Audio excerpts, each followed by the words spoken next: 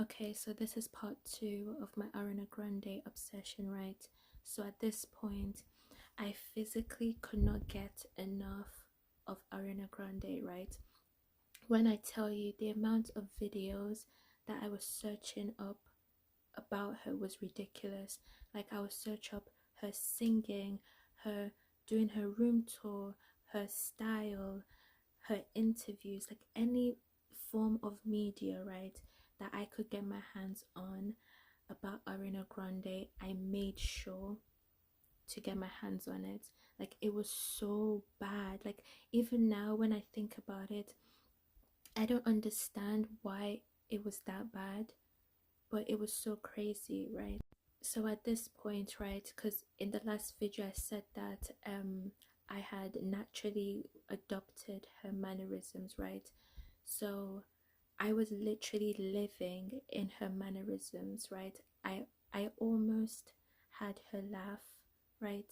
Even got to a point where just naturally like my voice would just go high, and I kid you not, like it wasn't like I don't know how to explain it.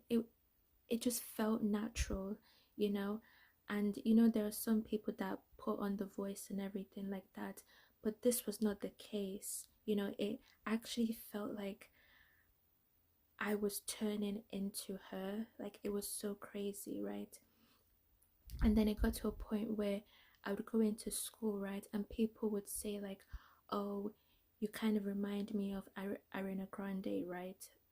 And like I would feel so accomplished when people would say this. Like it was just so insane, right?